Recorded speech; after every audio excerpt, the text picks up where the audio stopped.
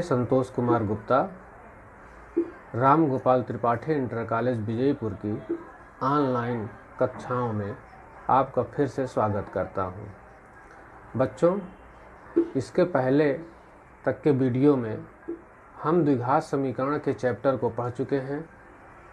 आज हम एक नया चैप्टर पढ़ने जा रहे हैं जिसका नाम है समांतर श्रेणी। बच्चों, इसे अंग्रेजी में अर्थमेटिक प्रोग्रेशन कहते हैं और इसे संक्षेप में एपी से प्रदर्शित करते हैं। आशा करते हैं कि जितने चैप्टर पीछे पढ़ाए जा चुके हैं वो आप सभी को भली भांति समझ में आ गए होंगे। तो चलिए बिना किसी विलंब के आज हम नया चैप्टर पढ़ते हैं, समांतर श्रेणी।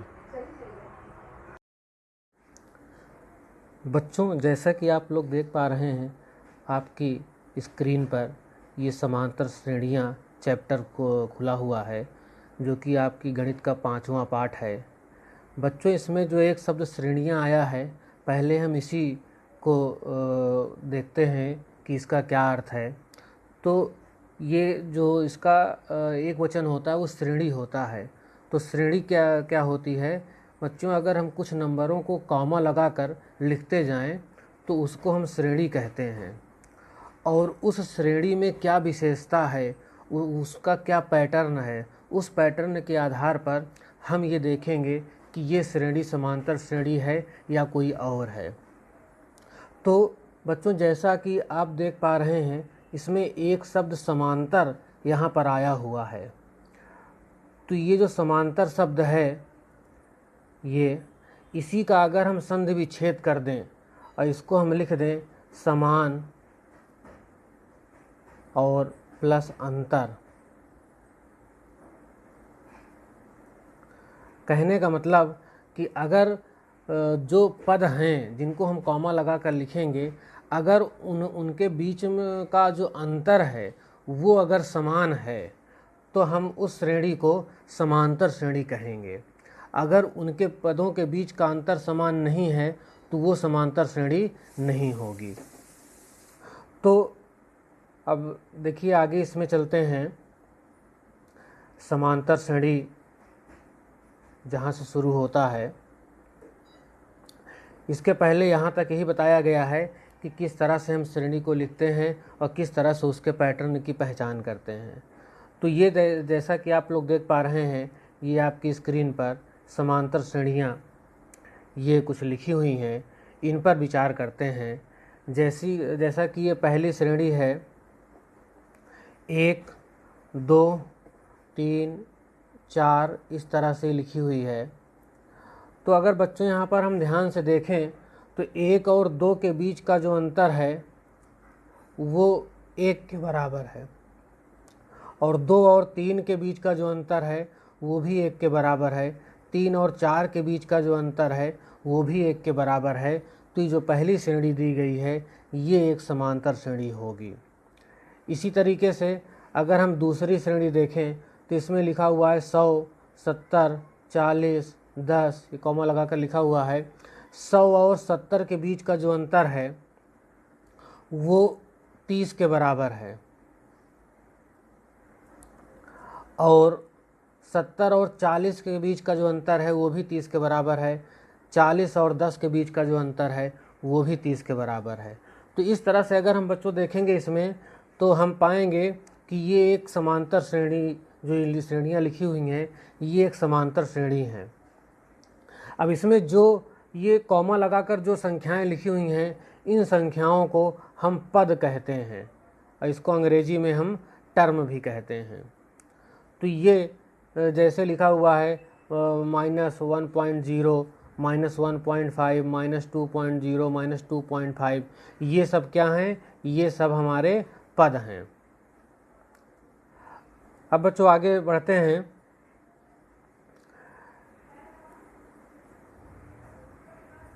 ये जो समांतर श्रेणी है इसको अंग्रेजी में हम अरिथमेटिक प्रोग्रेशन कहते हैं और इसको शार्ट में एपी से डिनोट करते हैं। जहाँ कहीं बच्चों लिखा रहेगा कि एपी है तो हम समझ जाएंगे कि ये समांतर श्रेणी को दर्शा रहा है। इसका मतलब कि ये एक समांतर श्रेणी है। अब बच्चों एक महत्वपूर्ण चीज़ इसमें यह है, समांतर श्रेणी का सार्वंतर। अब यहाँ सार्वंतर क्यों कहा गया है, जिसको अंग्रेजी में कॉमन डिफरेंस कहते हैं? क्योंकि समांतर श्रेणी की पहचान यही है कि उसके दो पदों का जो अंतर है वो कॉमन है, वो एक है। सभी दो पदों के बीच का अगर हम अंतर, जैसा कि अभी हम निकाल रहे थे, तो उसमें हमने पाया था कि सभी पदों का अंतर जो है वो समान था, कॉमन था। तो इसीलिए जो अंतर आएगा उसको हम सार्वांतर कहेंगे और उसको स्मॉल डी से व्यक्त करेंगे। उसके अंतर को हम स्मॉल डी से रिप्रेजेंट करेंगे इस तरह से। और एक चीज़ इसमें विशेष ध्यान रखिएगा कि जब हम डी की वैल्यू निकालेंगे तो हमेशा अगले वाले पद से उसके पहले वाले पद को माइनस करेंगे। दूसरे पद से पहले पद को माइनस कीजिए, या तीसरे पद से दूसरे पद को माइनस कीजिए, या n वें पद से n-1वें पद को माइनस कीजिए। ये जो a1 और a1, a2, a3, a4 लिखे हुए हैं, ये पद को व्यक्त करते हैं। a1 का मतलब पहला पद, a2 का मतलब दूसरा पद, a3 का मतलब तीसरा पद, an का मतलब nवां पद। इस तरह से इसको व्यक्त करते हैं। तो ये इस तरह से समांतर श्रेणी के रूप में कुछ परिचय हुआ। और जो एक हमारी मानक समांतर श्रेणी होती है, जिसका आगे हम प्रयोग करेंगे जगह जगह पर, वो होती है a plus D, a plus 2d, a plus 3d। इस तरह से ये एक समांतर श्रेणी बन जाती है, जहाँ पर a जो हमारा होता है वो पहला पद होता है। ये जो a है ये पहला पद है, और जो d है वो है सार्वांतर। तो हम श्रेणी बनाने के लिए पहले इसमें पहला पद लिखते हैं a, उसके बाद d जोड़ देते हैं जो सार्वांतर है, तो a प्लस डी बन जाता है। फिर उसमें d जोड़ देते हैं तो a प्लस 2d बन जाता है। फिर उसमें d जोड़ देते हैं तो ये a प्लस 3d बन जाता है। इस तरह से ये एक हमारी समांतर श्रेणी बन जाती है। तो ये जो है, जो अभी हम बता रहे थे, a plus D, a plus 2d, a plus 3d, a plus 4d and so on, ये समांतर श्रेणी का जनरल फॉर्म होता है, जिसको हिंदी में व्यापक रूप कहते हैं।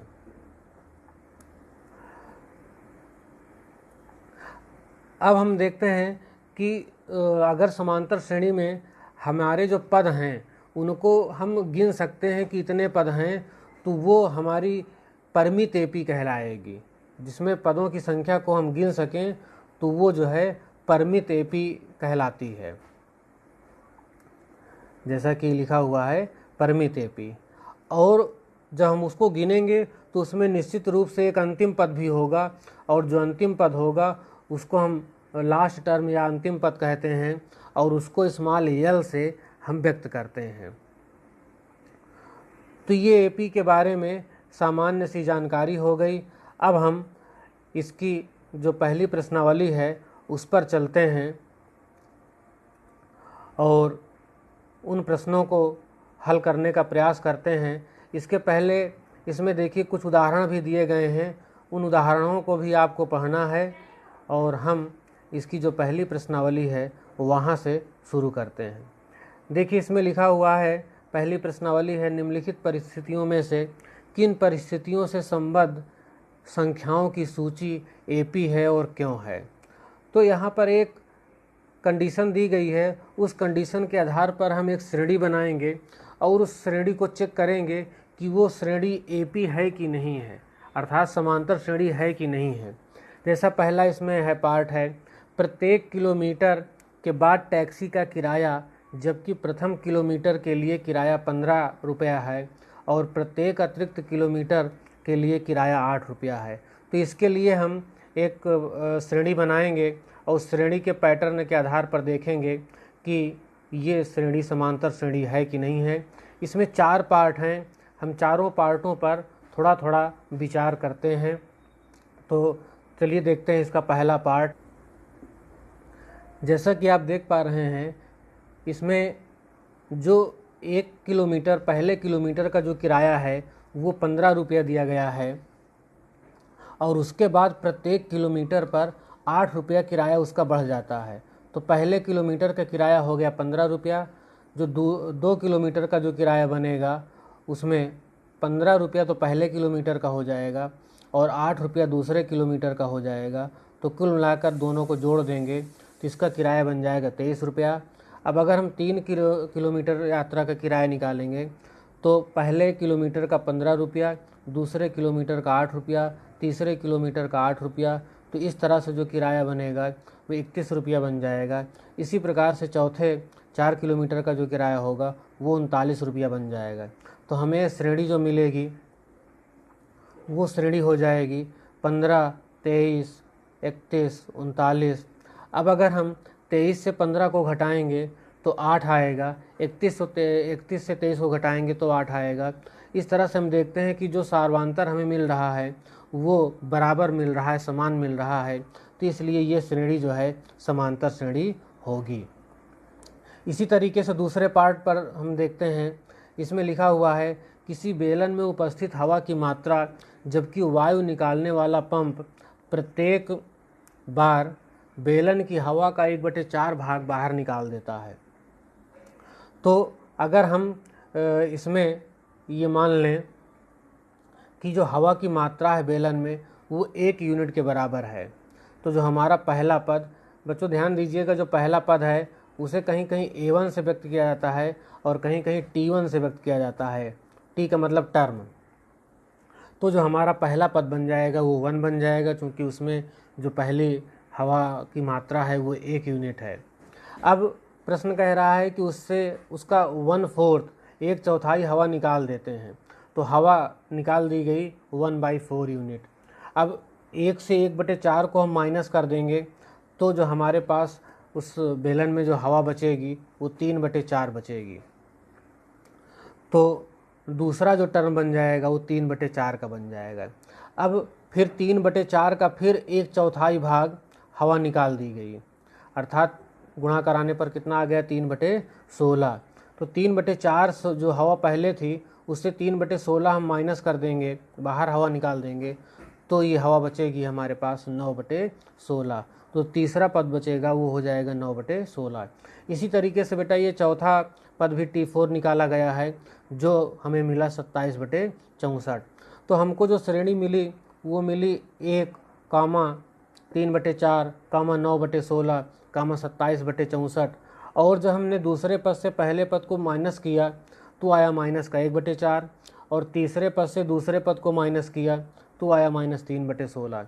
बच्चों आप देख सकते हो कि दो जगह हमने सार्वंतर का मान निकाला और दोनों जगह का मान अलग अलग है। तो जो हमारा D1 है वो D2 के बराबर नहीं है, जो हमने दो जगह सार्वंतर निकाला है वो आपस में बराबर नहीं है, इसलिए हम कह सकते हैं कि ये एक जो श्रेणी है वो AP नहीं है। इसी तरीके से बेटा चलते हैं अब तीसरे पार्ट की तरफ। तीसरा पार्ट क्या कह रहा है? तीसरा जो पार्ट है इसमें कह रहा है प्रत्येक मीटर खुदाई के बाद एक कुआं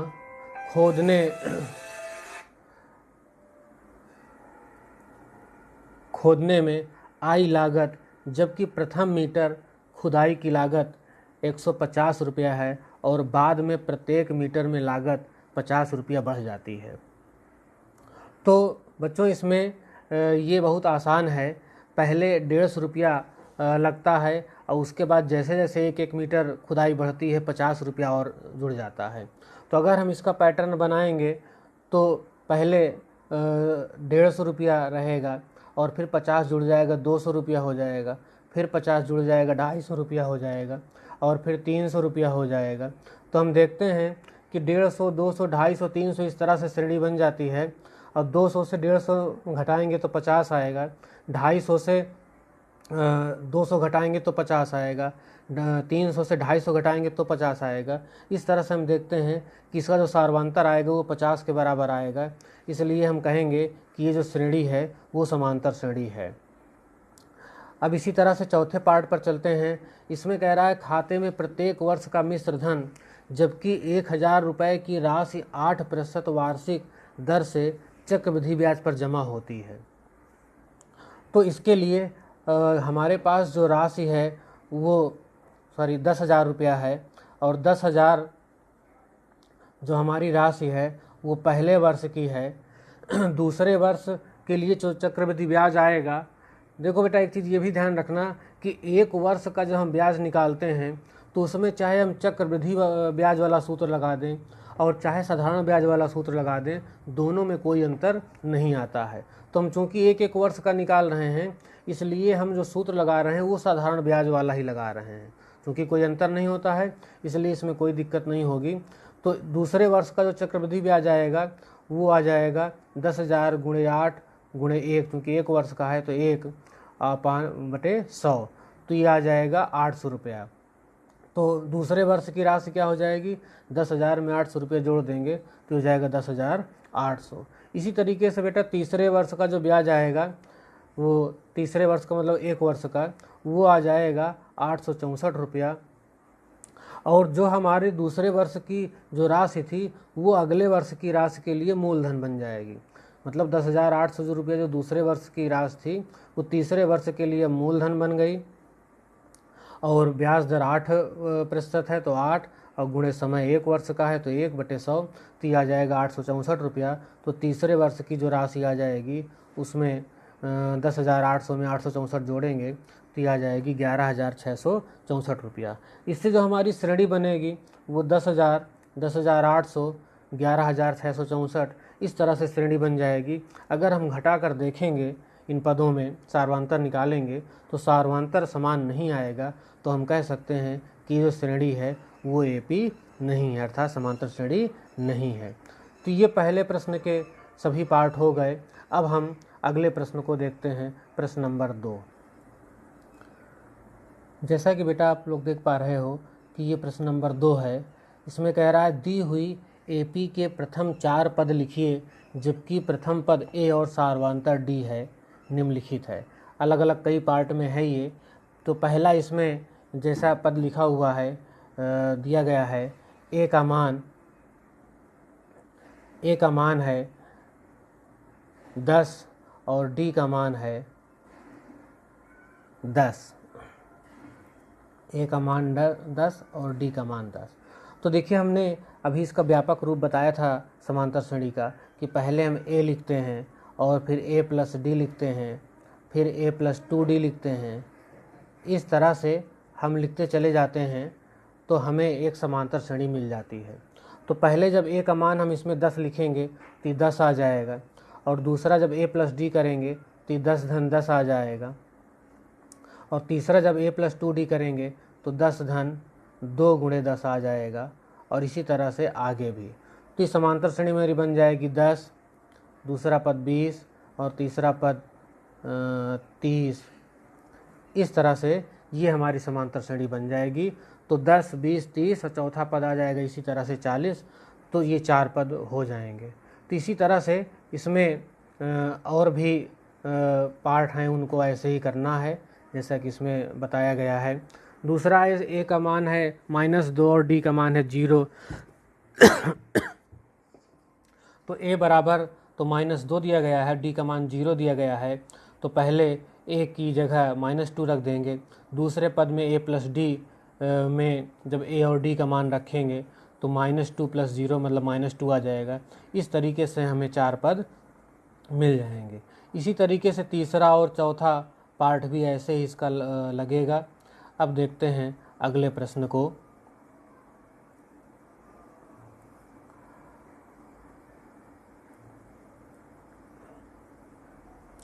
अगला जो प्रश्न है वो है निम्नलिखित में से कौन कौन एपी हैं, यदि कोई एपी है तो इसका सार्वांतर ज्ञात कीजिए और इनके 3 पद लिखिए। तो जैसा कि बेटा इसमें देख पा रहे हो, पहला है 3, 1, -1, -3। तो अगर हम पहले D1 का मान निकालेंगे सार्वांतर पहले 2 पदों से, तो 1 से 3 को घटाएंगे तो ये आ जाएगा -2। और इसके बाद हम जब D2 निकालेंगे तो इस तीसरे पद से दूसरे पद को घटाएंगे, मतलब -1 से घटाएंगे -1 तो ये आ जाएगा -2। और फिर अगर हम D3 निकालेंगे तो चौथे पद से तीसरे पद को घटाएंगे, मतलब -3 से -1 को घटाना है, तो माइनस तो ये चिन्ह लगेगा ही, और ये पद में भी माइनस लगा हुआ है तो ये 1 बन जाएगा, प्लस बन जाएगा 1, और 1 से 3 को घटाएंगे तो आ जाएगा -2। तो इसका मतलब आप देख पा रहे हो कि जो 3 बार हमने सार्वंतर निकाला D1, D2, D3 वो सब बराबर आ रहा है। तो इसका मतलब ये एक समांतर श्रेणी है, और अगर ये एक समांतर श्रेणी है तो इसके आगे के 3 पद लिखना है। तो ये पहला पद A होता है, दूसरा A+D होता है, तीसरा A+2D होता है, चौथा A+3D होता है। तो हमको पाँचवा A+4D निकालना है, छठवां A+7D निकालना है, और पाँचवा A+4D, छठवां A+5D और सातवां A+6D ये निकालने हैं। तो इनको निकाल कर हम इसी के आगे लिख देंगे तो इसके आगे के 3 पद हो जाएंगे। तो ऐसे ही ये जो श्रेणियाँ इसमें दी गई हैं इनको हम चेक करेंगे कि ये समांतर श्रेणी हैं या नहीं हैं। अगर हैं तो उनके आगे के 3 पद हमें ज्ञात करने हैं। जैसा कि ये दूसरा है, श्रेणी दी गई है 2, 5/2,